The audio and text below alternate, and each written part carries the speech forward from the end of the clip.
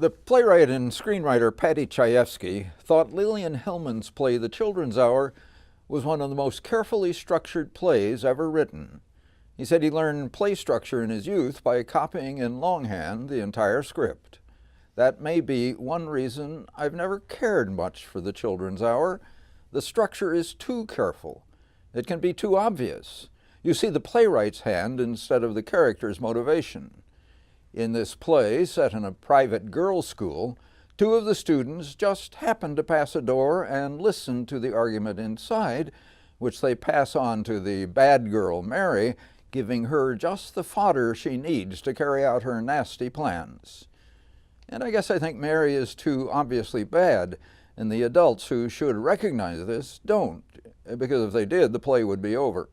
And maybe the last-minute complications are just a little too patently ironic and bitter. But a few years ago, I saw a production of The Children's Hour in which the young woman playing Mary made her so convincing and her evil plot so fascinatingly Iago-like that I got caught up in what she was doing and was able to ignore what I didn't like about the rest of the play. Now, the current production at the Theater Guild of Webster Groves is perfectly fine.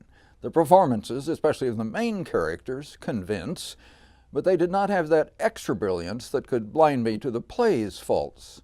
As the two young women, friends from college who were running the school, Jessica Johns Kelly and Nori Rhodes, established a solid relationship and were especially moving in the final scene when their world is collapsing about them and hard truths are spoken. Young Kaylee Ryan, who already has an extensive portfolio of performances, played a Mary Tilford who was convincingly devious, allowing us to see her relish her schemes when it's safe to let us do so, and a virtuoso at playing on the affections and fears of the adults. Kaylee notes in her program bio that she's the third generation of her family to tread the boards of the Theater Guild of Webster Groves.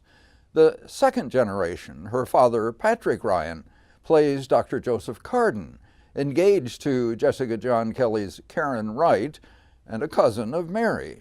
It's been a while since I've seen Ryan on any stage, but he's not lost his acting chops.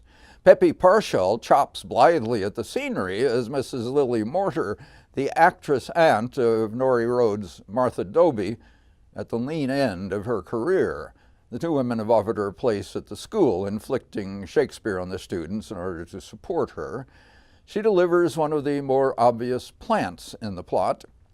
The part is written large and played large, as it should be. Betsy Gasaki's Mrs. Amelia Tilford, wealthy grandmother of Mary Tilford, aunt of Joe Carden, and major supporter of Karen and Martha in setting up the school, gets put through the emotional ringer more than once. Melanie Klug has bright moments as Mrs. Tilford's maid. Lydia Foss plays a fine range of joys and fears as Rosalie Wells, the pliable girl Mary blackmails into lying for her.